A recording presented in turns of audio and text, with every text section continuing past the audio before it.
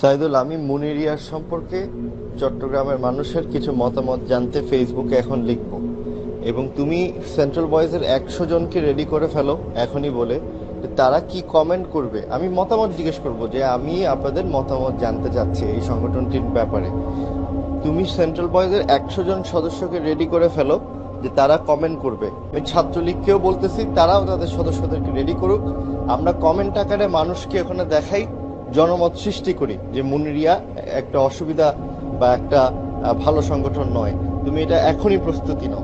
তুমি বাইরের লোকও নাও, হাটাজারি টাটাজারির থেকেও কিছু কমেন্ট করো বিভিন্ন জায়গা থেকে। এখানে কিন্তু তাদের পক্ষে অনেকে বলতেছে বিপক্ষেটা বেশি থাকা দরকার। অনেক বড় স্বপ্ন আমার, বিয়ে মসজিদে হবে, কম খরচে হবে। আর যদি একেবারেই খরচ করতে চায় আমার বাবা মা বা মেয়ের বাবা মা, তাহলে এটা একটা বিশাল আয়োজনে শুধু গরিব মানুষ খাওয়ানো হবে।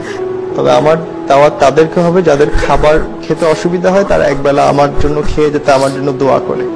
A few moments later. এই যে মানুষ দিয়ে আছে অসহায়, নর নারী শিশু,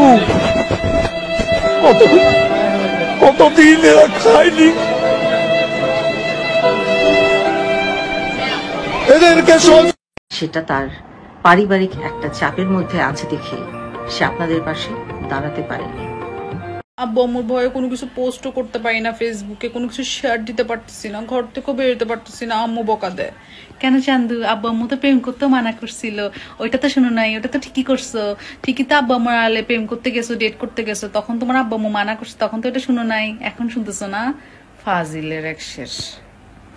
নাটক কম করো প্রিয়। আমাদের মানবতার ফেরিওয়ালা তার আম্মার ছায়াতলে গিয়ে রিকোয়েস্ট করতেছে ছাত্রদেরকে খেলায় নেওয়ার জন্য, কিন্তু তাকে আর খেলায় ছাত্ররা নিবে না। তোমাদেরকে জাতি চিনে গেছে, অতএব আর নাটক করিও না, নাটক কম করো প্রিয়।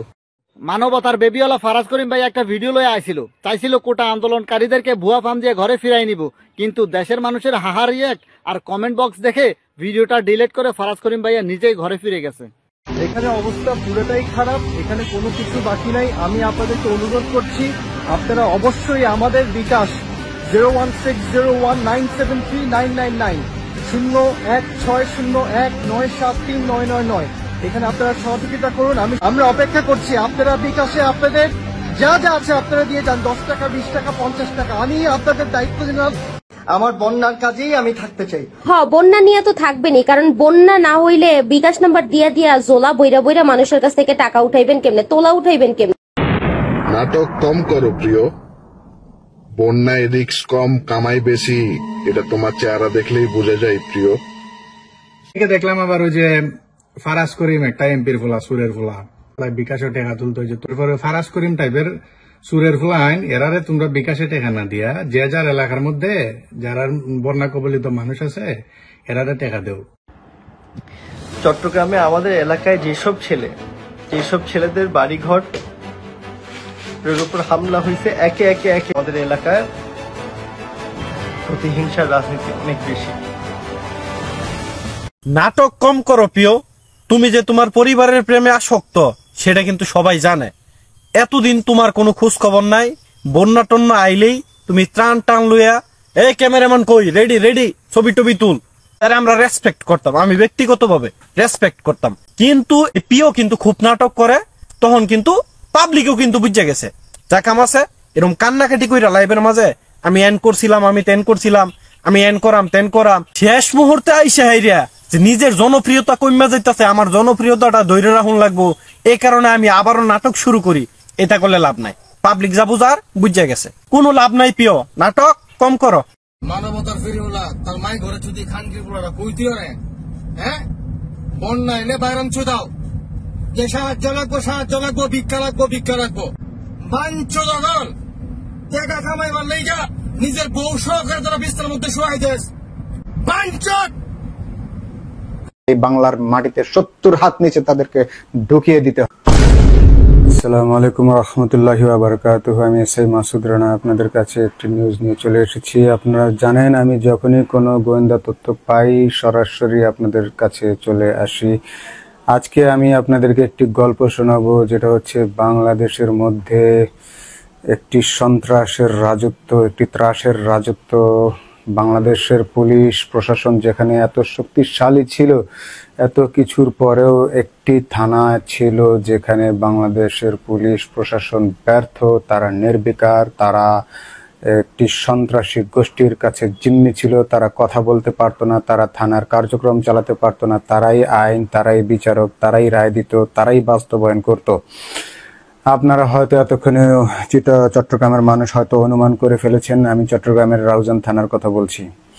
রাউজানের এমপি ফজলে করিম চৌধুরী, যিনি অত্যন্ত শক্তিশালী একজন সন্ত্রাসী মাফিয়া ছিলেন, তার ছেলে ফারাজ করিম, আপনারা তাকে সোশ্যাল মিডিয়ায় তাকে হিরো বানিয়ে দিয়েছিলেন বিভিন্ন ত্রাণ কার্যক্রমের মাধ্যমে। আসলে কি তার প্রকৃত চেহারা কি আপনারা জানেন?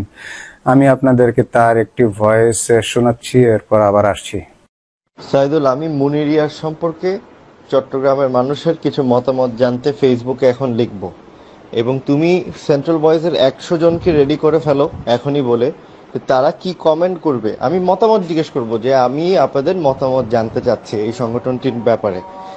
তুমি সেন্ট্রাল বয়েজের 100 জন সদস্যকে রেডি করে ফেলো যে তারা কমেন্ট করবে, যে যুক্তি দিয়ে কমেন্ট করবে যে মুনিরিয়া কেন অসুবিধা বা তারা কি কি কর্মকাণ্ড করছে।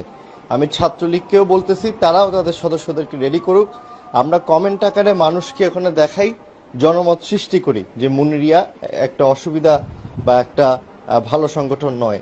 তুমি এটা এখনই প্রস্তুতি নাও, তুমি বাইরের লোকও নাও, হাটাজারির থেকেও কিছু কমেন্ট করো বিভিন্ন জায়গা থেকে। এখানে কিন্তু তাদের পক্ষে অনেকে বলতেছে, বিপক্ষেটা বেশি থাকা দরকার। তো আপনারা কি বুঝতে পারলেন? এই চেহারার আড়ালে যে একটি ভয়ঙ্কর মাফিয়া সন্ত্রাসী, সেটা নিশ্চয়ই আপনার এতক্ষণে বুঝতে বাকি নেই। এই সন্ত্রাসী পরিবারটি রাউজানকে এমন ভাবে কবজা করেছিল যে একটি পরিবারও তাদের বিরুদ্ধে মুখ খুলতে পারত না। মুখ খোলা তো দূরের কথা, আপনারা রাউজানে গেলে দেখবেন যে সমস্ত বিল্ডিং এর কালার গোলাপি। কি কারণে গোলাপি? এটা ফজলে করিম চৌধুরীর নির্দেশ যে গোলাপি রং ব্যতীত অন্য রং কেউ করতে পারবে না। একজন সন্ত্রাসী তার থানায় কতখানি শক্তিশালী হলে তার সমস্ত এলাকার বাড়িঘর তার হুকুমে একই কালার গোলাপি করতে বাধ্য হয়, আপনারা নিশ্চয়ই বুঝতে পারছেন। তার সন্ত্রাসী সিন্ডিকেট এত বড় ছিল যে থানা পর্যন্ত কোনো সিদ্ধান্ত নিতে পারতো না, কোনো আইনের শাসন সেখানে সচল ছিল না, কোনো মামলা নিতে পারতো না, কোনো বিচার সেখানে চলতো না। আপনারা হিন্দি একটি সিনেমার মধ্যে দেখেছেন যে বাবজি কা রাজত্ব। कहाँ जाना है? बाल्की चौक जाओ। बाबू 500 रुपया है किराया। बाल्की चौक तो बहुत नजदीक है। मुच्छड़, बाप जी के राज में बहस नहीं, समझा? ফজলে করিম চৌধুরী হচ্ছে রাউজানের সেই বাবজি। তো এখন আওয়ামী লীগ ফ্যাসিস্ট সরকারের পতন হয়েছে, তারা এই মুহূর্তে কোথায় আছে আসলে আমি আপনাদেরকে সেটাই জানাতে এসেছি। তারা বর্তমানে পালিয়ে ফিলিস্তিন দূতাবাসে অবস্থান করছে। জনতার এই সুযোগ তাদেরকে ধরে এনে কাঠগড়ায় উঠানোর, বিচারের মুখোমুখি করার। এমন সন্ত্রাস বাংলাদেশ কখনো কোনোদিন দেখেনি। কোনোদিন কোনো রাউজানের লোক তার বিরুদ্ধে মুখ খুলতে পারেনি, কোনো সাংবাদিক, কোনো টিভি চ্যানেল, কোনো প্রশাসন, কেউ এই রাউজানে গিয়ে তাদের মুখোশ উন্মোচন করার সাহস পায়নি, কথা বলতে পারেনি। এতটি বছর চলে গেল, আপনারা কেউ কোনোদিন শুনেছেন রাউজানের এই ভয়াবহ ত্রাসের রাজত্বের কথা? আপনারা শুনেননি, কেননা এই ফজলে করিম চৌধুরী তার এত বিশাল বাহিনী ছিল যে একটি পরিবারও তাদের বিরুদ্ধে কথা বলতে পারতো না, ফেসবুকে স্ট্যাটাস দিতে পারতো না। দিলেই তাদের পরিবারে হামলা হতো, ঘর বাড়ি ভেঙে দেওয়া হতো, তাদেরকে হত্যা করা হতো। তো এত বড় ত্রাসের রাজত্ব কায়েমকারী সেই ফজলে করিম চৌধুরী এবং তার ছেলে ভণ্ড মুখোশধারী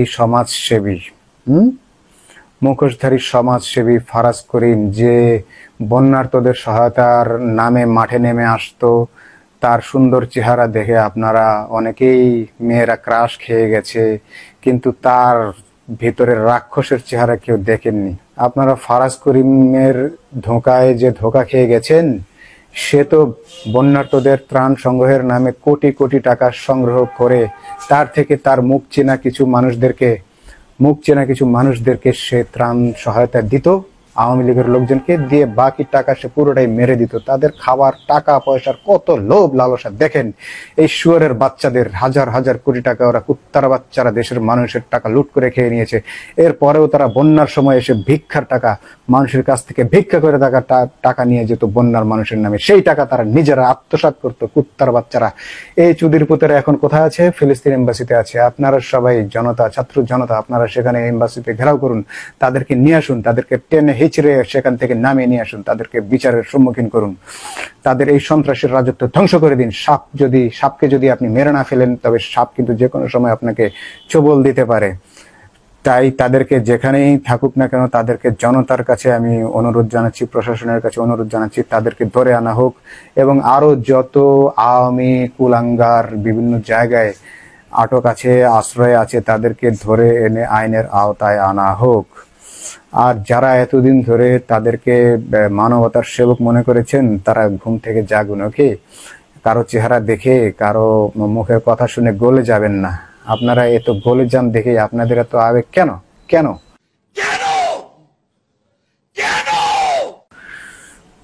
এত আবেগ কেন আপনাদের?